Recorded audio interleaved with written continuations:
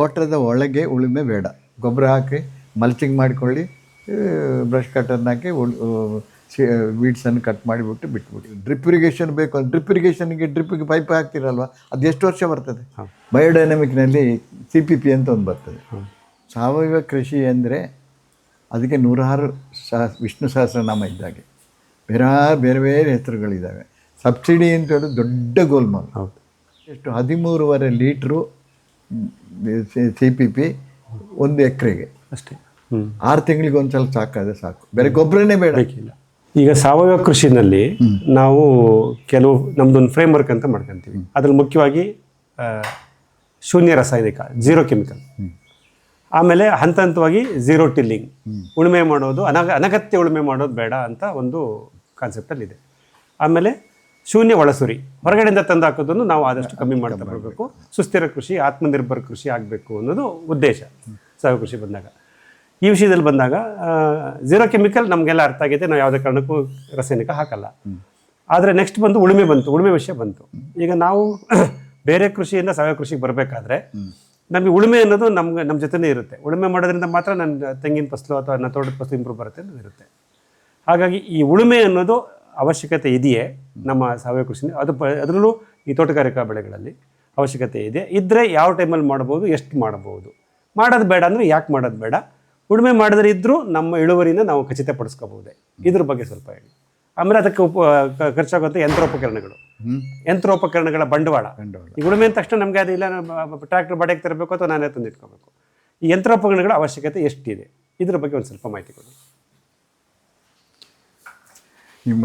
ಈಗ ಮೊದಲು ಉಳುಮೆ ಮಾಡಬೇಕಾ ಬೇಡವಾ? ತೋಟದ ಒಳಗೆ ಉಳುಮೆ ಬೇಡ, ಯಂತ್ರೋಪಕರಣಗಳ ಅವಶ್ಯಕತೆಯೂ ಇಲ್ಲ. ನಿಮಗೆ ಯಂತ್ರೋಪಕರಣಗಳು ಅಂದರೆ ಟ್ರಾನ್ಸ್ಪೋರ್ಟಿಂಗ್ ಟ್ರ್ಯಾಕ್ಟರ್, ನಿಮ್ಮ ಹಾರ್ವೆಸ್ಟ್ ಮಾಡಿದ ಲೋಡ್ಗಳನ್ನು ತಗೊಂಡೋಗ್ಲಿಕ್ಕೆ ಒಂದು ಬೇಕು, ಒಂದು ಟ್ರ್ಯಾಕ್ಟರ್, ಒಂದು ಟ್ರಾಲಿ ಏನಾದರೂ ಬೇಕಾಗುತ್ತೆ. ಅಷ್ಟೇ ಅಲ್ಲದೆ ಬೇರೆ ಯಾವ ಉಳುಮೆಗೂ ಬೇಡ. ಮತ್ತು ನೀರು ನಿಲ್ಲುವಂಥ ಅಂಶಗಳಿದ್ದಾಗ ಅದಕ್ಕೆ ಚಾನಲ್ ತೆಗಿಬೇಕು, ಡ್ರೈನೇಜ್ ಕೊಡಬೇಕು ಅಂತ ಹೇಳುವಂಥದ್ದು ನೋಡಿಕೊಂಡು ಆ ಜಾಗದ ಮಣ್ಣಿನ ಮೇಲೆ ಇದು ಮಾಡೋದು. ಅದು ಇಲ್ಲ, ಚೆನ್ನಾಗಿದೆ, ಒಳ್ಳೆ ಹಿಂಗುತ್ತೆ, ನೀರು ನಿಲ್ಲೋದಿಲ್ಲ, ನೀರು ಹರಿದು ಹೋಗಿದೆ, ಯಾವ ಉಪಯೋಗನೂ ಎಂಥದ್ದು ಬೇಡ.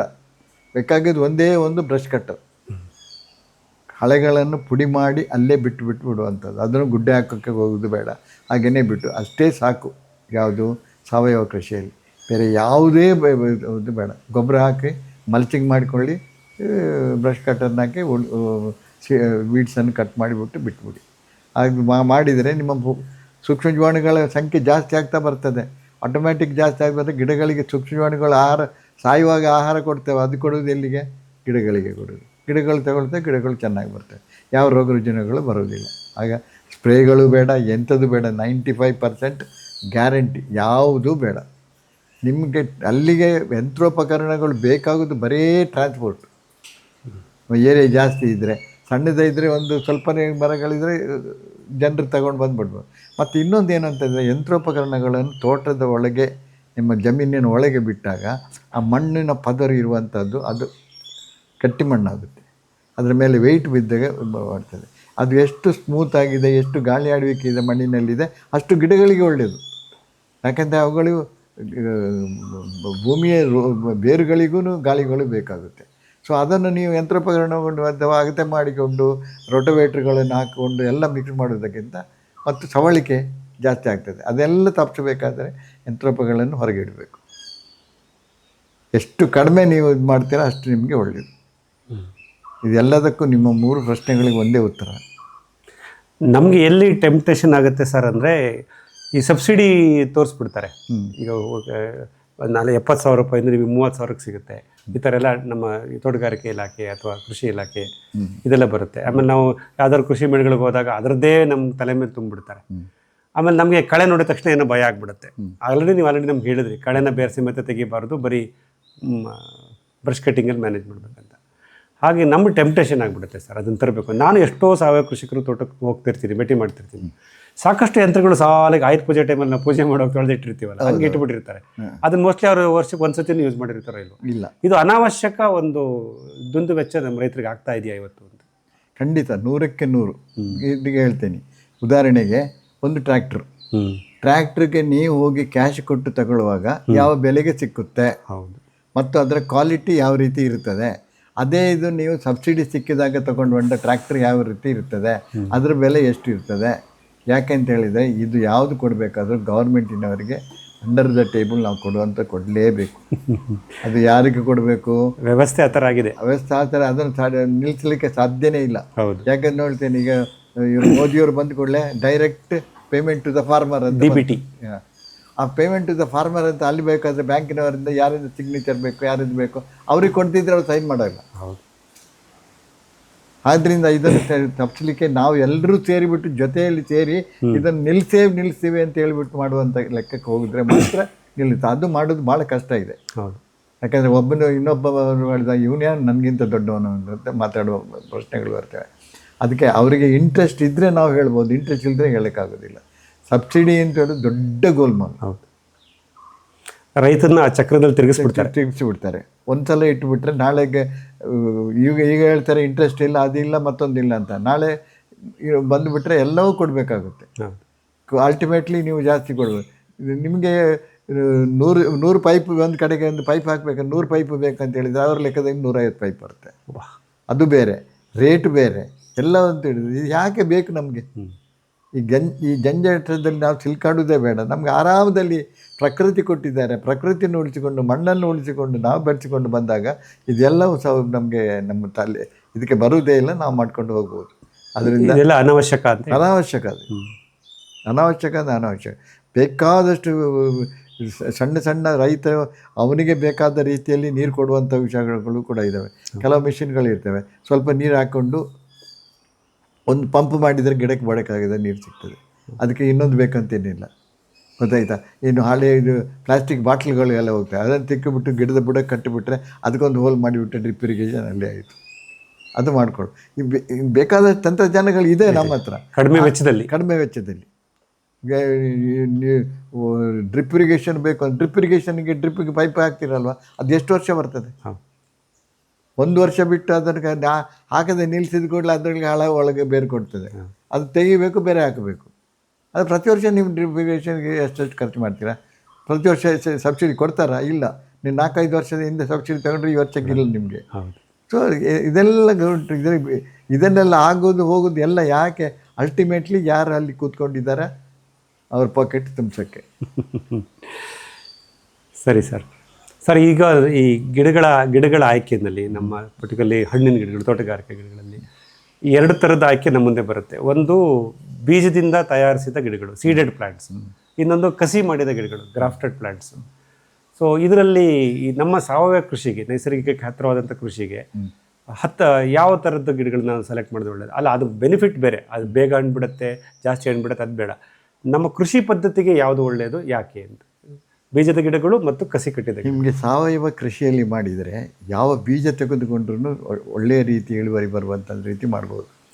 ಉದಾಹರಣೆಗೆ ನಾನು ಹೇಳ್ತೀನಿ, 10 ಎಕರೆಯಲ್ಲಿ ನಾನು ತರಕಾರಿ ಬೆಳೆಸಿದೆ, ಟೊಮೆಟೊ ಬೆಳೆಸಿದೆ, ಬ್ರೋಕಾಯಿಲ್ ಬೆಳೆಸಿದೆ, ಹಸಿಮೆಣಸಿನ್ಕಾಯಿ ಬೆಳೆಸಿದೆ, ಆಮೇಲೆ ಬೆಂಡೆ ಬೆಳೆಸಿದೆ. ಎಲ್ಲವನ್ನು ನಾನು ಮೊದಲು ಏನು ಮಾಡಿದ್ದೇನೆ, ನಾಟಿ ಬೀಜಗಳು ಸಿಕ್ಕಲಿಲ್ಲ ನನಗೆ, ಹೈಬ್ರಿಡ್ ಸೀಡ್ಸನ್ನೇ ತೊಗೊಂಡೆ.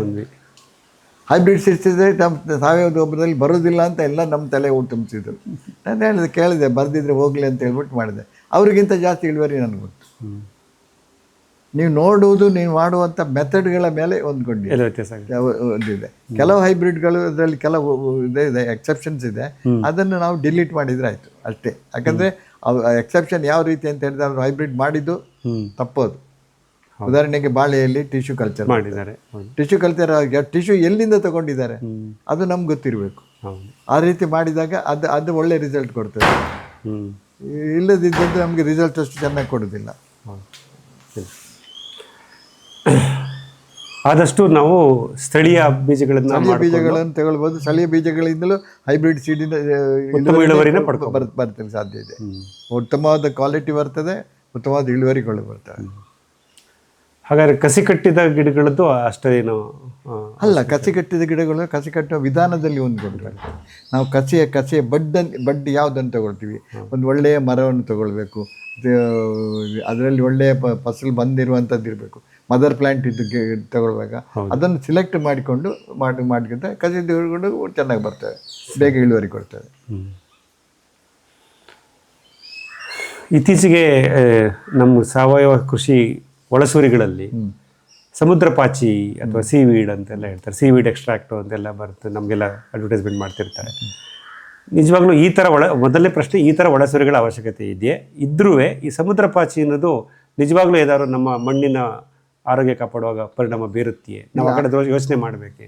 ಈ ಸಮುದ್ರ ಪಾಚಿ ಯೂಸ್ಲೆಸ್ ಅಂತಿಲ್ಲ, ಅದರಲ್ಲಿ ಉಂಟು ಕೆಲವು ಪೋಷಕಾಂಶಗಳು, ಸಮುದ್ರದಿಂದ ಸಿಕ್ಕುವಂಥ ಪೋಷಕಾಂಶಗಳು ಇದ್ದಾವೆ. ಅಂದರೆ ಅದರಲ್ಲಿ ಆಲ್ ದಟ್ ಡಿಪೆಂಡ್ಸ್ ಅಪಾನ್ ನಿಮ್ಮ ಅಬ್ಸಾರ್ಪ್ಷನ್ ಆಫ್ ಕಾಸ್ಮಿಕ್ ರೇ. ಕಾಸ್ಮಿಕ್ ರೇ ಹೇಳ್ಕೊಂಡು ಇದ್ದಂಥ ಬೆಳೆದಂಥ ಪಾಚಿಗಳು ಬರ್ತಾವಲ್ಲ, ತೇಲ್ಕೊಂಡು ಒಂದು ಸೈಡಿಗೆ ಬರ್ತಾವೆ, ಅದರಲ್ಲಿ ಇದೆ. ಅದನ್ನು ಎಕ್ಸ್ಟ್ರಾಕ್ಷನ್ ಮಾಡೋದು ಯಾವ ರೀತಿ ಮಾಡೋದು, ಅದರಲ್ಲಿ ನ್ಯೂಟ್ರಿಯೆಂಟ್ಸ್ ಎಷ್ಟು ಅಂತ ನಾವು ಅನಲೈಸ್ ಮಾಡಿಕೊಂಡು ಮತ್ತೆ ಯೂಸ್ ಮಾಡೋದು. ಅದು ಕೆಟ್ಟದಂತ ಹೇಳೋದಿಲ್ಲ, ಅದರಲ್ಲಿ ಬ್ಯಾಡ್ ಎಫೆಕ್ಟ್ ಬರೋದಿಲ್ಲ, ಆದರೆ ಎಲ್ಲ ಪೋಷಕಾಂಶಗಳು ಸಿಕ್ಕೋದಿಲ್ಲ. ಅದು ಕೆಲವು ಪೋಷಕಾಂಶಗಳು ಇಂಪ್ರೂವ್ ಮಾಡುವ ಕ್ವಾಲಿಟಿ ಇದೆ, ಅದನ್ನು ಟೋಟಲಿ ನೆಗ್ಲೆಕ್ಟ್ ಮಾಡೋಕ್ಕಾಗೋದಿಲ್ಲ. ಮಾಡ್ಬೋದು, ತೊಂದರೆ ಇಲ್ಲ. ಅದೇ ಅದು ಲಭ್ಯತೆ ಮತ್ತು ನಮ್ಮ ಆರ್ಥಿಕತೆ ಎರಡರ ಮೇಲೆ ಅವಲಂಬಿಸಿರುತ್ತೆ. ಮಾಡೋದ್ರಿಂದ ತಪ್ಪೇನಿಲ್ಲ, ಮಾಡಬಹುದು. ಇನ್ನೊಂದು ಆ ಕಾಸ್ಟು ಎಷ್ಟಾಗುತ್ತೆ ಅದನ್ನೆಲ್ಲ ಗಮನಿಸ್ಕೊಂಡು ಇದು ಮಾಡಬೇಕು. ಅದರಲ್ಲಿ ಮುಖ್ಯವಾಗಿ ಬೇಕಾಗಿರೋದು ನಮ್ಮ ಹ್ಯೂಮಸ್ ಕಂಟೆಂಟ್. ಹ್ಯೂಮಸ್ ಕಂಟೆಂಟ್ 10:1 ಬಂದರೆ ಹ್ಯೂಮಸ್ ಕಂಟೆಂಟ್ ಪ್ರಶ್ನೆಯೇ ಬರೋದಿಲ್ಲಲ್ಲ, ಅದೇ ಹ್ಯೂಮಸ್ ಅಲ್ಲ. N ratio 10 ಬಂದಾಗ ಅದೇ ಹ್ಯೂಮಸ್, ಇನ್ನು ಅದಕ್ಕೆ ಬೇರೆ ಎಂಥದ್ದು ಬೇಕಾಗಿಲ್ಲ. ಸರ್, ಇವಾಗ ವಾಟ್ ನೆಕ್ಸ್ಟ್ ಅಂತ ನಾವು ಇವಾಗ ಸಾವಯವ ಕೃಷಿ ಮಾಡ್ತೀವಿ ನಮ್ಮದೇ ಫ್ರೇಮ್ವರ್ಕಲ್ಲಿ. ಈಗೇನು ಹೇಳ್ತಾ ಇದ್ದಾರೆ ಅಂದರೆ, ನಾವು ಸಾವಯವ ಕೃಷಿ ಮಾಡ್ತಾ ಇರಬೇಕಾದ್ರೆ ಎಲ್ಲೋ ಒಂದು ಕಡೆ ಪ್ರಾರಂಭದಲ್ಲಿ ಇಳುವರಿ ಕಮ್ಮಿ ಆಗುತ್ತೆ ಅನ್ನೋದು ಒಂದು ಮಾತು, ಅದು ಇದೆ. ಆಮೇಲೆ ಯಾವುದೋ ಒಂದು ಹಂತದವರೆಗೆ ನಮ್ಮ ಬೆಳೆಗಳು ಒಂದು ಹಂತಕ್ಕೆ ಬರುತ್ತೆ. ಆಮೇಲೆ ವಾಟ್ ನೆಕ್ಸ್ಟ್ ಅಂತ ಬಂದಾಗ ಈ ಸಾವಯವ ಕೃಷಿಯ ಪದ್ಧತಿಯನ್ನು ನೆಕ್ಸ್ಟ್ ಲೆವೆಲ್ಗೆ ತೊಗೊಂಡೋಗೋಕ್ಕೆ ಇನ್ನು ಬೇರೆ ಬೇರೆ ಕೃಷಿ ಮಾರ್ಗಗಳಿದೆ. ರಾಸಾಯನಿಕ ರಹಿತ ಕೃಷಿ ಮಾರ್ಗಗಳು, ಅದು ಶಾಶ್ವತ ಕೃಷಿ, ಪರ್ಮಕಲ್ಚರ್ ಆಗ್ಬೋದು, ಜೀವಚೇತನ ಕೃಷಿ, ಬಯೋಡೈನಮಿಕ್ಸ್ ಫಾರ್ಮಿಂಗ್ ಅಂತ ಹೇಳ್ತೀವಿ. ನಾವೀಗ ಸಾವಯವ ಕೃಷಿಯನ್ನು ಪ್ರಾರಂಭ ಮಾಡಿದ್ದೀವಿ. ಯಾವ ಹಂತದಲ್ಲಿ ನಾವು ಈ ನೆಕ್ಸ್ಟ್ ಲೆವೆಲ್ಗೆ ಈ ಶಾಶ್ವತ ಪರ್ಮಕಲ್ಚರ್ ಆಗ್ಬೋದು, ಬಯೋಡೈನಮಿಕ್ಸ್ ಫಾರ್ಮಿಂಗ್ ಆಗ್ಬೋದು, ಅದನ್ನು ನಾವು ಇಂಟ್ರಡ್ಯೂಸ್ ಮಾಡ್ಕೋಬೋದೇ? ಅದರಿಂದ ನಮ್ಮ ಕೃಷಿ ಪದ್ಧತಿಯಲ್ಲಿ ಆ ಥರ ಬದಲಾವಣೆಗಳನ್ನು ಯಾವ ಹಂತದಲ್ಲಿ ಮಾಡ್ಕೋಬೇಕು, ಅದರದ್ದು ಬೆನಿಫಿಟ್ಸ್ ನಮ್ಗೆ ಏನು ಸಿಗ್ಬೋದು? ಸಾವಯವ ಕೃಷಿ ಅಂದರೆ ಅದಕ್ಕೆ 106 ವಿಷ್ಣು ಸಹಸ್ರನಾಮ ಇದ್ದಾಗೆ ಬೇರೆ ಬೇರೆ ಹೆಸರುಗಳಿದ್ದಾವೆ. ಈ ಬಯೋಡೈನಮಿಕ್ ಫಾರ್ಮುಲೇಷನು, ಅದು ಪರ್ಮಕಲ್ಚರು, ಇದು ಎಲ್ಲವೂ ಒಂದು ಮನೆಗೆ ಮೆಟ್ಲಿದ್ದಾಗೆ. ಒಂದೊಂದು ಮೆಟ್ಲು ಹತ್ಕೊಂಡು ಹೋಗ್ಬೋದು. ನಾವು ಈ ಸಾವಯವ ಕೃಷಿಯಲ್ಲಿ ನಮ್ಮ ನಾಲೆಡ್ಜು, ನಮ್ಮ ಇನ್ವಾಲ್ವ್ಮೆಂಟು ಎಷ್ಟು ಉಂಟೋ ಅದಕ್ಕೆ ಒಂದು ಲೆವೆಲ್ಗೆ ಬಂದುಬಿಡ್ತದೆ. ಅದನ್ನು ಜಾಸ್ತಿ ಮಾಡಬೇಕಾದ್ರೆ ಅದಕ್ಕೆ ಒಂದು ಹೆಲ್ಪ್, ಇನ್ನೊಂದು ಮೆಟ್ಲು ಅಂದರೆ ಪರ್ಮಕಲ್ಚರ್, ಇನ್ನೊಂದು ಮೆಟ್ಲು ಅಂದರೆ ಬಯೋಡೈನಮಿಕ್ಸ್. ಇದು ಜಾಸ್ತಿ ಮಾಡ್ತಾ ಹೋಗ್ತದೆ. ಇದರಲ್ಲಿ ಸಿಕ್ಕುವಂಥ ಲಾಭಗಳು ಉಂಟಲ್ವ, ಅದರಲ್ಲಿ ಖರ್ಚುಗಳು ಕಡಿಮೆ, ಇಳುವರಿ ಇದು ಜಾಸ್ತಿ. ಈ ಗ್ಯಾಪು ಲಾಭ, ಅದು ಜಾಸ್ತಿ ಮಾಡ್ಕೊಂಡು ಹೋಗಲಿಕ್ಕೆ ಸಮಸ್ಯೆ ಇದೆ. ಕೆಮಿಕಲ್ನಲ್ಲಿ ಇಲ್ಲ ಅದು, ಇದರಲ್ಲಿ ಇದಿದೆ. ಆದ್ದರಿಂದ ಅದು ಬೆಟ್ರ್, ಇದು ಬೆಟ್ರ್. ಇದು ಒಂದೇ ಸಲ ನಿಮ್ಮ ಬಯೋಡೈನಮಿಕ್ ಹೋಗ್ಲಿಕ್ಕೆ ಆಗೋಲ್ಲ. ನೀವು ಬಿಲ್ಡಪ್ ಮಾಡ್ಕೊಳ್ಬೇಕು, ಮೈಕ್ರೋ ಆರ್ಗಾನಿಸಮ್ ಡೆವಲಪ್ ಮಾಡಬೇಕು, ಎಲ್ಲವೂ ಮಾಡಬೇಕಾದ್ರೆ ಇದು ಒಂದೊಂದು ಸ್ಟೆಪ್ಸ್. ಅದು ಒಳ್ಳೆಯದು, ಇದು ಒಳ್ಳೆಯದು ಅಂತ ಹೇಳಿದರೆ ಅದು ಸ್ಟಾರ್ಟ್ ಮಾಡಲಿಕ್ಕೆ ಅದು ಮಾಡಿ. ಸಾವಯವ ಕೃಷಿ ಅಂದರೆ ನಿಮ್ಮ ನಾರ್ಮಲ್ ಸಾವಯವ ಕೃಷಿಯನ್ನು ಮೊದಲು ಸ್ಟಾರ್ಟ್ ಮಾಡಲೇಬೇಕು ನೀವು. ಅದರ ವಿಚಾರ ಕಲಿತುಕೊಂಡು ಮುಂದಕ್ಕೆ ಹೋಗಬೇಕು. ಬಯೋಡೈನಮಿಕ್ ಫಾರ್ಮುಲೇಷನ್ ಇನ್ನೂ ಸ್ವಲ್ಪ ಉಂಟು, ಅದು ಎಲ್ರಿಗೂ ಮಾಡೋಕ್ಕಾಗೋದಿಲ್ಲ. ಆ ಮಾಡಿದಂಥ ಮೆಟೀರಿಯಲ್ಗಳನ್ನು ಮಾಡಬೇಕಾದ್ರೂ ಅದು ಎಲ್ಲವನ್ನು ಉಪಯೋಗಿಸ್ಕೊಂಡು ಮಾಡುವಷ್ಟು ಒಂದು ಇದರಲ್ಲಿ ಬರೋದಿಲ್ಲ. ಉದಾಹರಣೆಗೆ ಒಂದು ಸಣ್ಣದು ವಿಚಾರ ಹೇಳ್ತೀನಿ ನಿಮಗೆ. ಬಯೋಡೈನಮಿಕ್ನಲ್ಲಿ CPP ಅಂತ ಒಂದು ಬರ್ತದೆ, ಕೌ ಪಿಟ್ ಪ್ಯಾಟ್ ಅಂತ. ಅದು ಕರೆಕ್ಟಾಗಿ ಮಾಡಿದರೆ ನೀವು ಮಾಡಲಿಕ್ಕೆ ಸುಲಭ, ಎಲ್ಲ ಮಾಡ್ಕೊಳ್ಬೋದು. ನೀವು ಸಾವಯವ ಕೃಷಿಯಲ್ಲಿ ಏನಾದರೂ ಉಪಯೋಗಿಸ್ಕೊಂಡು ಸಾವಯವ ಕೃಷಿ ಹೆಸರಿನಲ್ಲೇ ಮುಂದುವರಿಸ್ಬೋದು. ಅದು ಬೇಕಾಗಿರೋದು ಎಷ್ಟು? 13.5 ಲೀಟ್ರು CPP 1 ಎಕರೆಗೆ ಅಷ್ಟೇ. 6 ತಿಂಗಳಿಗೆ ಒಂದು ಸಲ ಸಾಕು. ಬೇರೆ ಗೊಬ್ಬರನೇ ಬೇಡ, ಅದನ್ನೇ ಎರ್ಚಿಕೊಂಡು ಹೋದರೆ ಸಾಕಾಗುತ್ತೆ. ಅದೇ ಬೇರೆ ಇದಕ್ಕಿಂತ. ಆದರೆ ಬಾಟಮ್ ಬಿಲ್ಡಪ್ಪು, ಉದಾಹರಣೆಗೆ ನನಗೆ ಇಲ್ಲಿ 1-2 ಎಕರೆಗೆ ಗಿಡ ಬರಲಿಲ್ಲ. ಯಾಕೆ ಗಿಡ ಬರಲಿಲ್ಲ ಅಂದರೆ ಜಮ್ಮಿಟ್ಟಿಗೆ ಅದರಲ್ಲಿ ಗೊಬ್ಬರ ಹಾಕ್ಬಿಟ್ಟು ಮಾಡಿದ್ರೂ ಗಿಡ ಬರಲೇ ಇಲ್ಲ. ಬೇರೆ ಕಡೆ ಸ್ವಲ್ಪ ಗೊಬ್ಬರ ಹೊಡೆದ್ರೆ ಚೆನ್ನಾಗಿ ಬಂತು, ಇಲ್ಲಿ ಬಂದರೆ ಗೊಬ್ಬರನೇ ಬರೋದಿಲ್ಲ. ಇದಕ್ಕೇನು ಮಾಡಿದೆ ನಾನು? ಕೌಪಿಟ್ ಪ್ಯಾಟ್ CPP ಸ್ಪ್ರೇ ಮಾಡಿದೆ. CPP ಸ್ಪ್ರೇ ಮಾಡಿ ಗೊಬ್ಬರ ಕೊಟ್ಬಿಟ್ಟು ಅದಕ್ಕಿಂತ ಇದು ಚೆನ್ನಾಗಿ ಬಂದ್ಬಿಡ್ತು. ಸೊ ಕಾಂಬಿನೇಷನ್ ಬೇಕೇ ಬೇಕು. ಒಂದರಲ್ಲೇ ಮಾಡ್ತೇನೆ ಅಂತ ಹೇಳ್ಬೋದು, ಮಾಡಲಿಕ್ಕಾಗೋದಿಲ್ಲ. ಇದು ಒಂದು part and parcel of the ಇದು ಹೌದು. ಸಾವಯವ ಕೃಷಿಯ ಪಾರ್ಟ್ ಆ್ಯಂಡ್ ಪಾರ್ಸೆಲ್. ಸೊ ನಾವು ಇಂಟ್ರೊಡ್ಯೂಸ್ ಮಾಡ್ಕೊಂಡು ಹೋಗಬೇಕು, ನಮ್ಮ ಮಟ್ಟಕ್ಕೆ ಹೋಗ್ಬೇಕಾದ್ರೆ ಇದು